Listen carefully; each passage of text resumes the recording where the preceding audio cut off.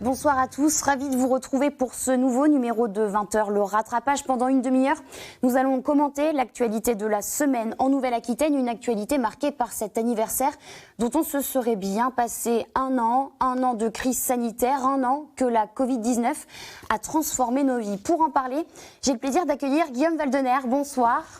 Bonsoir. Allez-y, installez-vous. Merci. Vous êtes médecin urgentiste, également conseiller médical à l'Observatoire régional des urgences. Merci d'avoir accepté notre invitation. Alors pour commencer, je vous propose de regarder et d'écouter surtout. On s'en souvient comme si c'était hier, dès le 17 mars 2020, date d'entrée en vigueur du premier confinement. Les Français étaient à leurs fenêtres, leurs balcons pour vous applaudir, vous, le personnel soignant. Quand on vous remontre ces images, ça vous inspire quoi aujourd'hui ? Ça rappelle à la fois des souvenirs un peu chaleureux de solidarité et en même temps des souvenirs qui sont un peu lourds. Ça fait un an, c'est passé à une vitesse folle. Et c'est vrai que à la fois ça nous faisait un peu sourire parce que nous on faisait juste notre boulot, rien de plus. On n'a jamais, je pense qu'on partage ça avec les soignants. On n'a jamais eu cette étiquette de héros. On l'a jamais ressenti comme tel. Vous étiez un peu propulsés comme des héros. C'est vrai qu'il y avait beaucoup de gens du quotidien qui continuaient à faire leur travail et qui étaient autant voire plus exposés que nous. Je pense à eux aussi. Un an après, les applaudissements ont cessé, mais il y a d'autres images qui reviennent. Et là, ce ne sont pas des archives pour le coup. C'était dimanche dernier sur le tarmac de l'aéroport de Mérignac. Le CHU de Bordeaux accueillait 2 patients d'Île-de-France et d'après l'ARS, ce n'est que le début. Les hôpitaux de notre région pourront accueillir au total 60 personnes venues d'ailleurs. Je sais que ça vous agace de revoir ce genre d'image. Pourquoi ? Non, ça m'agace. Alors, bien sûr, il y a le côté un peu exploit, logistique. Moi, je pense que les gens du SAMU sont vraiment très performants, font les choses de manière vraiment efficace. Mais je me dis, un an après, on en est encore à chercher des places de réanimation. Alors je sais qu'il n'y a pas de baguette magique pour sortir de cette problématique, mais le problème des soignants, il est tellement important. On n'a jamais eu autant de mal à recruter des infirmières, des aides-soignants et surtout même déjà à les garder dans nos établissements. Et au bout d'un an, on n'a toujours pas trouvé de solution pour leur donner envie ou de rester ou de venir au sein de nos établissements. Et en réanimation, c'est encore plus important. Il n'y aurait pas de transfert s'il y avait assez de lits de réanimation en France. Et puis ça fait des années que vous dénoncez, vous, ce problème, c'est pas nouveau. Dans les syndicats d'urgentistes, c'est vrai que ça fait 15-20 ans qu'on se plaint du nombre limité de places en réanimation, de la fermeture massive de lits d'hospitalisation en France, qui ne correspond pas en plus à l'évolution démographique du pays, au vieillissement de la population, à la lourdeur des pathologies qu'on prend en charge.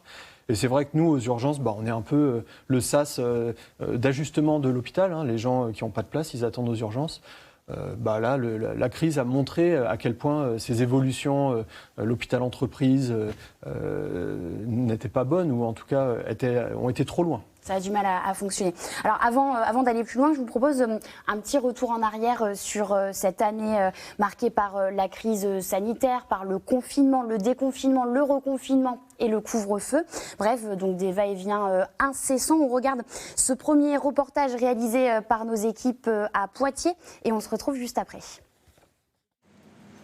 17 mars 2020, près de 3 mois après que l'OMS annonce l'apparition d'un nouveau virus nommé 2019 nCoV, la France met en place le premier confinement général de la population. C'est l'apparition des attestations de déplacement. À ce moment-là, la Covid-19 touche 80 000 personnes dans le monde et a déjà provoqué 5 000 décès. En France, le masque difficilement trouvable n'est officiellement pas obligatoire pour se protéger du virus. Ça m'inquiète parce que les gens se sautent dessus, parce que je pense qu'il va y avoir une pénurie énorme.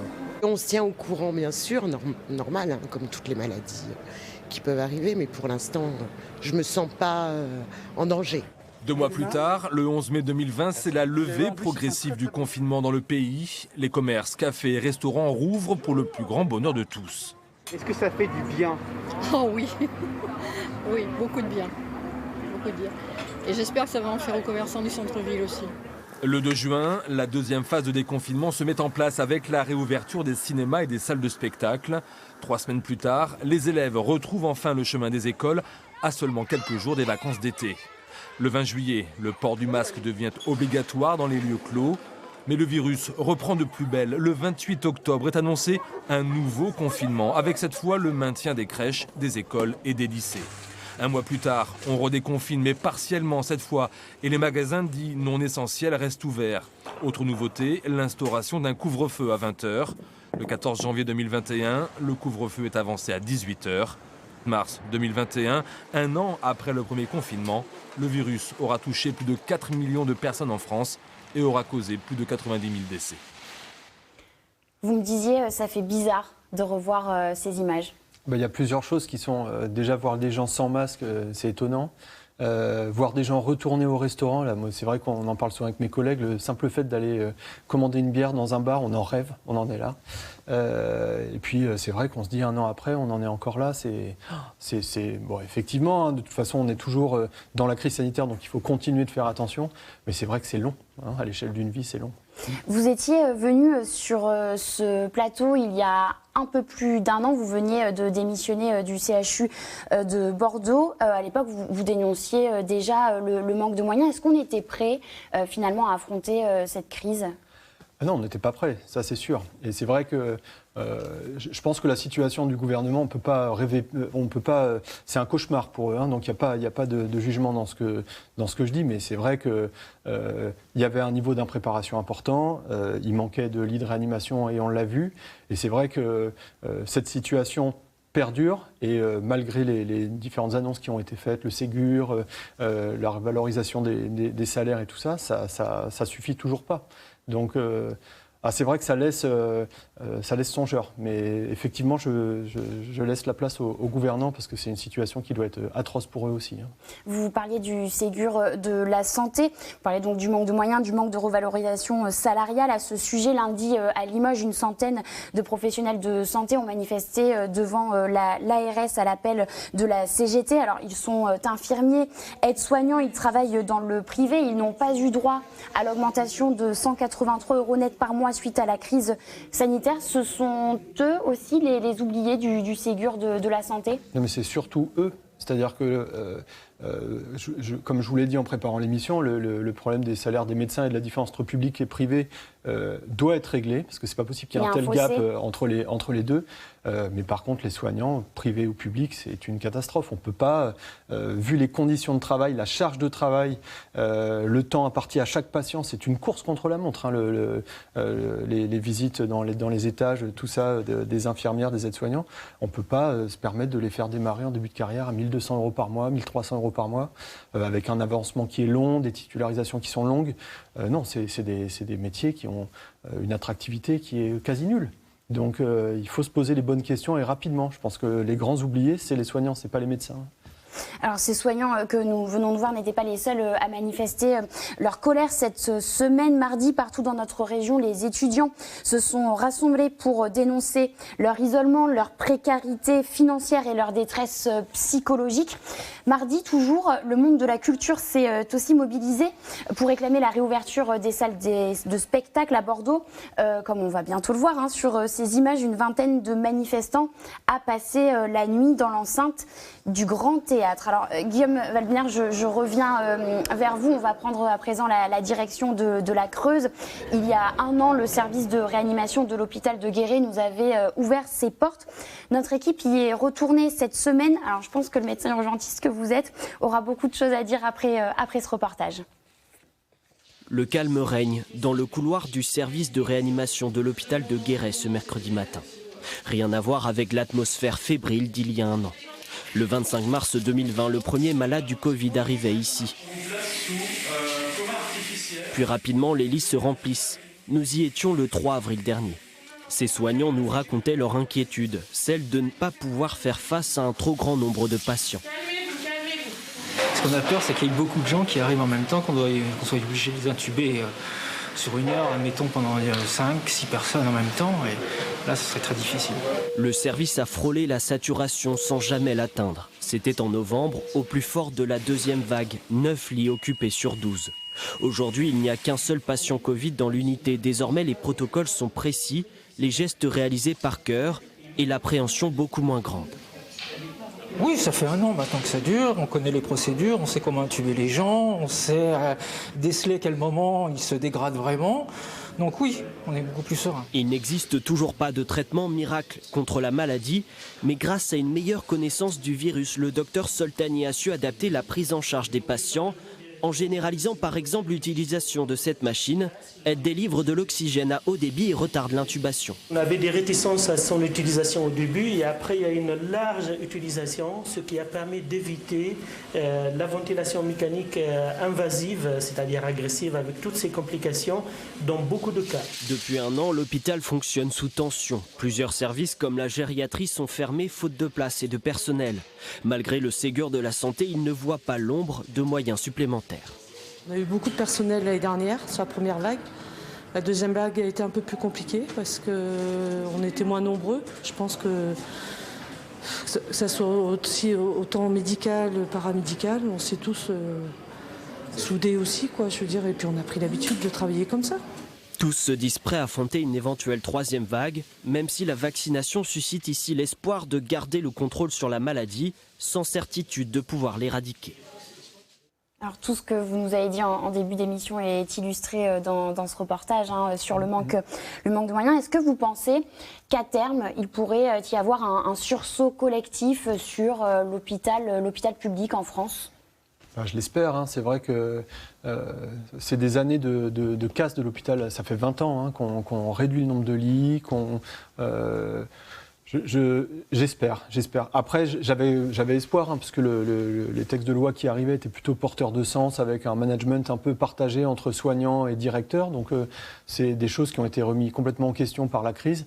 Donc, je pense qu'il faut laisser un peu de temps, encore une fois, aux gouvernants de sortir un peu de l'ornière pour réfléchir à tout ça. J'espère. Mais pour l'instant, effectivement, je ne vois rien venir non plus, comme notre collègue. On n'a pas plus de moyens et c'est vrai qu'on a de moins en moins de personnel qui veut bosser à l'hôpital. Vous parlez d'années de casse de l'hôpital public. C'est ce qui vous avait conduit, vous, à l'époque, à démissionner du CHU de Bordeaux ? C'est-à-dire qu'on... C'était un crève-cœur en plus. Oui, ça reste un crève-cœur, mais c'est vrai qu'on nous a, pendant ces 10-15 dernières années, demandé toujours plus avec toujours moins de moyens. Et c'est vrai que c'est un milieu particulier, le monde hospitalier. On n'est pas faire du rendement, faire des bénéfices. D'abord, on n'est pas formé à ça. Et puis surtout, il y a des êtres humains en face. Et donc, tout régler comme si tout était carré, comme dans une entreprise classique, ça ne marche pas à l'hôpital. Alors, ce chiffre, à présent, 217 000 personnes auraient contracté le virus en Nouvelle-Aquitaine.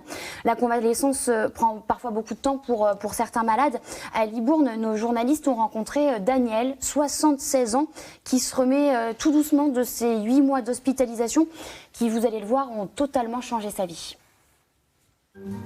Des centaines de kilomètres à vélo, la Charente-Maritime où il vivait, ça c'était avant le 24 mars 2020, le jour où Daniel a contracté la Covid. Maintenant, je sais que je ne retrouverai pas l'état initial parce que j'ai 1 an de plus et parce que je suis plus fatigable que je n'étais. Les petits riens du quotidien sont devenus de grands bonheurs. Le parfum d'un plat, une gorgée de bière et même le silence de ses pas. Je suis l'attraction. Je dirais que ce qui me réjouit le plus, c'est extraordinaire, c'est tous les petits progrès quotidiens que je fais. Je ne mets plus mes chaussures orthopédiques, parce que quand je marchais avec mes chaussures orthopédiques, chaque fois que je posais mon pied à plat, ça faisait ploc. Il y a 1 an, quand le virus le fauche, il reste 120 jours dans le coma, 4 mois en réanimation, suivront des mois de rééducation. Notre équipe l'avait rencontré alors qu'il sortait de l'enfer. J'avais les poumons complètement pris, les reins qui ne fonctionnaient plus, et pratiquement chaque jour, les médecins se demandaient si j'allais être vivant le lendemain. Et puis me voilà. Un calvaire vécu aussi par Mylène, sa compagne. Pour moi, c'était plus le même physiquement, quoi. Il était vraiment diminué, c'était le petit papy, le petit vieillard, quoi. Moi, je lui dis à Daniel, vraiment, t'étais comme ça, quoi. Il a fallu qu'il apprenne à parler, à boire, à manger, à marcher. C'est une renaissance. Moi, j'appelle ça une renaissance. Et un nouveau départ. Daniel vient de s'installer à Libourne, près de l'hôpital où il est suivi. Changement de vie et de philosophie. J'ai cessé de me poser un certain nombre de questions. Enfin, je veux dire que je sais où je suis et où je vais. Et puis voilà, quoi. Hein, non. Et alors, mon ambition, c'est de retrouver ce merveilleux vélo. L'ancien ingénieur se donne 3 mois pour réaliser son rêve, reprendre la route sur son vélo. En regardant ce reportage, vous me disiez c'est fou. Ah oui, puis c'est émouvant. C'est vrai qu'on a vu la réanimation au début. Ce qui pose problème dans les réanimations, c'est qu'une grippe classique qui finit en réanimation, c'est quelques jours d'hospitalisation. Le Covid, on l'a vu, pour lui, c'est particulièrement long. 4 mois. On est sur des durées moyennes de 3-4 semaines. Et c'est vrai que ça concourt à occuper les réanimations, à les saturer beaucoup plus rapidement qu'avec d'autres pathologies plus classiques, quoi. Et c'est vrai que lui, on le voit 1 an après, ou un peu moins peut-être, mais... C'est long. Il y a des cas de Covid longs qui sont affolamment longs pour les gens. Oui. Alors, difficile donc de se remettre parfois de cette maladie.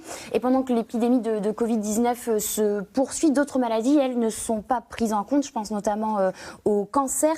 Il y a ce chiffre qui m'interpelle. En pleine campagne de dépistage du cancer colorectal, moins d'1 tiers de la population concernée se fait dépister en France.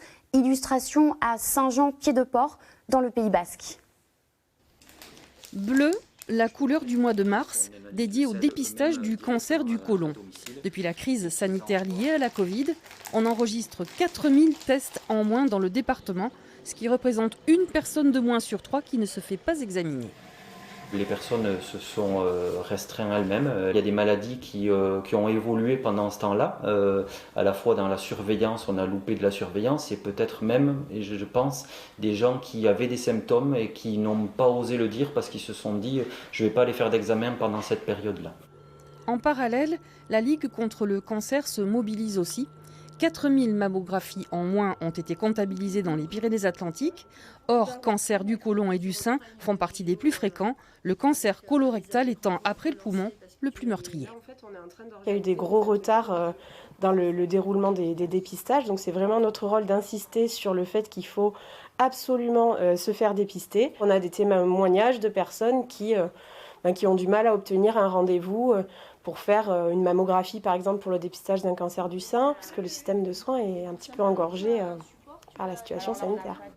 Jusqu'à fin mars, tous vont battre le rappel. En attendant un lien, dépistagecancer-na.fr.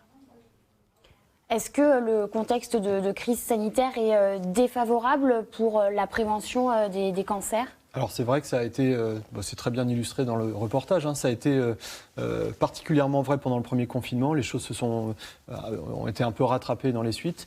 Après, ça illustre aussi le fait que la prévention est le parent pauvre de notre système de soins, qui axe tout sur le curatif, sur l'hospitalier. La prévention, j'aimerais bien comparer les chiffres per-Covid à ceux d'avant. Je ne suis pas sûr que la prévention soit vraiment dans des chiffres très rassurants en France. Et c'est vrai que le Covid a encore aggravé les choses.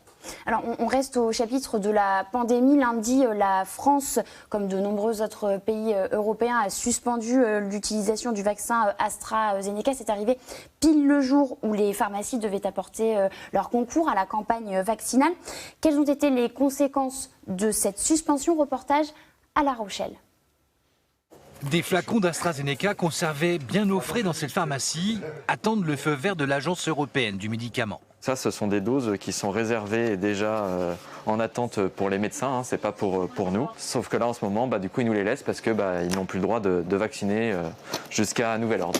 6 flacons en stand-by, 60 personnes potentiellement vaccinées. Dans cette pharmacie aussi, tout était prêt. Les gens nous ont beaucoup téléphoné à partir de lundi dernier, sachant que nous, on a pu commander les flacons que la semaine dernière et livraison normalement demain. Donc du coup, pour l'instant, on a récupéré tous les numéros de téléphone des patients pour les tenir au courant, les rappeler dès qu'on aurait les doses tout simplement. Chez ce médecin généraliste, 30 rendez-vous ont été déprogrammés. La vaccination avec l'AstraZeneca a débuté il y a 2 semaines ici. Là, on espère pouvoir vacciner la 2e dose chez les gens qu'on a déjà vaccinés quand même. Ça c'est un vrai souci. On va voir ce qui se passe. Dans ce centre de vaccination à Lancan, à La Rochelle, pas de problème. Il n'y a pas d'AstraZeneca. Mais pour la coordinatrice du site, médecin généraliste aussi à la ville, cette suspension temporaire va faire très mal à la campagne de vaccination contre le Covid. En tout cas, c'est ce que lui dit sa patientèle. Elle est à la fois effrayée, parce que s'il y a une suspension, c'est qu'il y a un doute. Donc elle est méfiante. Si le vaccin revient, est-ce qu'elle va vouloir... Il y en a qui m'ont émis déjà des réserves et qui me demandent d'être vaccinés au Pfizer, mais elles ne sont pas éligibles au Pfizer. Et d'autres qui sont circonspects, qui attendent de voir. D'autres qui c'est refus catégorique. Et donc là, ça entraîne un retard de la vaccination. En attendant l'avis de l'Agence européenne du médicament sur l'AstraZeneca d'ici demain, les centres de vaccination, eux, continuent de tourner à plein régime. 40 000 personnes ont été vaccinées en Charente-Maritime. Alors depuis, l'autorité européenne du médicament a réexaminé le produit. Les bénéfices du vaccin sont largement supérieurs aux risques, c'est ce qui a été annoncé. Mais tout de même, ça jette un sacré coup de froid là, à cette campagne vaccinale, surtout quand on sait qu'au début, les Français étaient plutôt réfractaires à se faire vacciner. Comment on va faire maintenant pour les convaincre, pour les rassurer ? Bon, c'est un élément de plus, un peu dans les ratés de la campagne vaccinale. Après, c'est pas nouveau, il y a une grande peur des Français vis-à-vis des vaccins, que je trouve assez infondée. Mais bon, dans le cas de l'AstraZeneca, on a quelques cas de thrombose, mais ça dépasse même pas les cas habituels dans la population générale. Je trouve ça, moi, personnellement, assez sain qu'ils aient retiré pour prendre 3 jours pour vérifier les données, parce que ça, c'est un peu de recul fait pas de mal. Moi, je suis plus que positif sur ce vaccin. Je ne vois pas quel problème il peut y avoir, mais pas plus que pour n'importe quel autre vaccin ou pas plus que pour n'importe quel autre traitement. Donc, et ça, les Français ont du mal à le saisir. Il y a une défiance vis-à-vis du corps médical, vis-à-vis de la peur d'accointance qu'il peut y avoir entre les médecins et les labos, qui était, je pense, très justifiée il y a encore quelques années. Je peux vous dire que maintenant, les nouvelles générations sont beaucoup plus distanciées vis-à-vis des labos, ont un regard beaucoup plus critique. Et donc, je pense qu'on peut faire confiance au corps médical quand on dit on est tous majoritairement disponibles pour être vaccinés, les médecins. Donc, je pense qu'on peut y aller là. C'est difficile de déconstruire aussi toutes ces théories du complot qui fleurissent sur Internet. Ah bah, c'est sûr, c'est à nous de démontrer les bêtises qu'il y a dans ces théories. Alors que eux, par contre, on ne leur demande pas de démontrer qu'il y a de la puce 5G dans le virus. Hein. Ça part de rien. C'est diffusé à la vitesse grand V sur les réseaux sociaux. C'est une vraie purge, hein, ce qui se passe avec ces réseaux sociaux en ce moment, parce que la parole médicale est remise en question par des élucubrations hallucinantes. Moi, je pense qu'il faut remettre un peu de cerveau dans tout ça, là. On est vite dépassé. On poursuit notre tour d'horizon de l'actualité de la semaine en Nouvelle-Aquitaine, direction l'EHPAD de Chalut, en Haute-Vienne, qui rouvre progressivement ses portes. On se souvient de l'isolement terrible subi par les résidents de ces établissements depuis le début de la crise sanitaire. Cette réouverture vers l'extérieur sonne la fin de la solitude pour les personnes âgées. On regarde. Les résidents des EHPAD vont pouvoir sortir de leur établissement après une longue période d'isolement. De l'EHPAD, je ne suis pas sortie depuis plus d'un an. Je suis sortie, ça faisait 1 an pour les fêtes de Noël et du 1er janvier. Après, tout de suite après, c'était mars, ça a été le confinement. Et je ne suis pas ressortie. Jusqu'à présent, la famille de cette résidente âgée de 88 ans ne peut lui rendre visite qu'une fois par semaine pendant une demi-heure derrière une vitre. On ne peut pas la toucher. On essaye de la faire parler, d'essayer de... Parce qu'on la sent quand même très, très, très bloquée. Elle a peur. Elle a peur de l'extérieur maintenant. Dans les prochains jours, les pensionnaires pourront sortir ou recevoir leurs proches dans leur chambre. Les familles pourront venir, quel que soit le statut du résident, vacciné ou non. Par contre, cela impliquera, lorsque le résident est non vacciné, qu'on ait des mesures plus fortes de restriction à l'issue des visites ou des sorties à l'extérieur. 3 résidents de cet EHPAD à Chalut sont décédés du Covid. Aujourd'hui, 87% des personnes accueillies ici sont vaccinées, un taux qui permet d'envisager une ouverture plus large dès la semaine prochaine. En revanche, seul 15% du personnel soignant a accepté de recevoir une injection. Pour ma part, en tout cas, je pense qu'il n'y a pas assez de recul vis-à-vis de la vaccination. Voilà pourquoi, tout simplement, je ne suis pas vaccinée. Par rapport peut-être à ma tranche d'âge aussi, donc je n'ai pas d'antécédents. La direction de l'établissement se dit préoccupée par le faible nombre d'agents vaccinés et affirme travailler chaque jour sur cette question avec les représentants du personnel. Bon, ce qui interpelle dans ce reportage, c'est le témoignage à la fin de cette aide-soignante qui se dit réfractaire au vaccin. Comment convaincre les Français, la population, lorsque même les soignants se disent « bon ben non, moi j'ai pas envie de me faire vacciner ». Il y a déjà une différence entre les infirmières, les aides-soignantes et les médecins, parce que les médecins se font majoritairement vacciner, de tout temps. Pour le vaccin antigrippal, c'est pareil. Le recul, c'est difficile, le virus a 1 an. On peut quand même regarder les États-Unis qui ont plus de 100 millions de personnes vaccinées, Israël qui a l'intégralité de sa population ou quasiment vaccinée.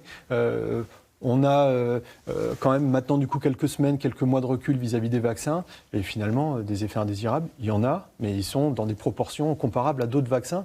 Moi je pense qu'il faut sortir de cette crise-là. Vous avez été vacciné, vous ? J'ai été vacciné, oui. Dès que j'ai pu, pas d'effets secondaires que ceux qu'on rencontre classiquement, j'ai été un peu fatigué, mais je suis vacciné contre la grippe tous les ans, ça m'arrive d'avoir un peu de fièvre, d'avoir un peu mal au point d'injection. Bon, je m'en suis remis, ça va. Enfin, effectivement, il y a des cas un peu plus graves, mais il y a quand même eu 100 000 morts ou quasiment en France. Enfin, je veux dire, faut voir le bénéfice par rapport au risque, et le bénéfice, il est énorme. La solitude liée à la pandémie pèse sur les plus âgés, on l'a vu aussi dans ce reportage, mais pas seulement. Les jeunes, on le sait, sont eux aussi très atteints psychologiquement. L'isolement, c'est terrible pour le moral. Je vous propose donc de découvrir l'initiative de cette périgourdine. Zaza, c'est son surnom, vient d'ouvrir un service d'écoute en ligne. C'est gratuit. À Marsac-sur-l'Île, près de Périgueux, notre équipe l'a rencontré. Zaza, à votre écoute, bonjour. Téléphone greffé à l'oreille et carnet de notes en main, Zaza, de son surnom, enchaîne les appels à l'écoute de tous ceux qui en ont besoin. Les gens, j'ai envie de vous dire que ce qu'ils ont envie le plus, c'est de parler, de communiquer, que ce soit le bon, le mauvais, le pire, le meilleur. Ils sont désocialisés, ils s'ennuient, donc ils ressassent, ça fait remonter leur petite misère ou leur grosse misère. Ni psychologue, ni thérapeute, Zaza oriente vers des associations spécialisées si besoin. Un véritable soutien pour certains, comme cette jeune femme qui a perdu son emploi en raison de la pandémie. C'est bien de pouvoir avoir quelqu'un qui vous écoute, discute avec vous, qui est disponible, bien sûr. Et c'est assez surprenant, oui, parce que c'est pas si fréquent que ça, quand même. Une oreille attentive qui fait la fierté de sa fille, elle aussi touchée par la crise liée au Covid. Bien sûr, je suis fière d'elle et convaincue qu'elle saura conseiller de nombreuses personnes et réchauffer quelques cœurs. Ancienne coiffeuse, gérante de bar et engagée dans de multiples associations, cette initiative a sonné comme une évidence pour Zaza. Moi, j'ai toujours été à l'écoute des autres, j'ai toujours eu des métiers de contact et j'aime les gens. Voilà, j'aime les gens et j'aime les écouter, les conseiller, si je peux les aider. Quand ils sont heureux, je suis heureuse. Un service d'écoute pour redonner le sourire, gratuit et ouvert à tous chaque week-end ou sur rendez-vous en semaine. Elle est touchante, cette Zaza, je vous ai vu approuver pendant le reportage. Ouais, comme quoi, on a vu beaucoup de choses négatives pendant cette émission, malheureusement, mais il y a quand même plein de choses positives, des élans de solidarité. Nous, on était appelés par nos voisins régulièrement pendant le confinement pour savoir s'ils pouvaient nous aider, parce qu'on est médecins tous les deux à la maison. Beaucoup de choses positives quand même, qu'il ne faut pas oublier. Alors, on va continuer justement sur une note positive. On sait qu'économiquement, la pandémie a été catastrophique pour de nombreux secteurs, mais pas pour tous. En Dordogne, vous allez le voir, 3 entrepreneurs ont réussi à tirer leur épingle du jeu.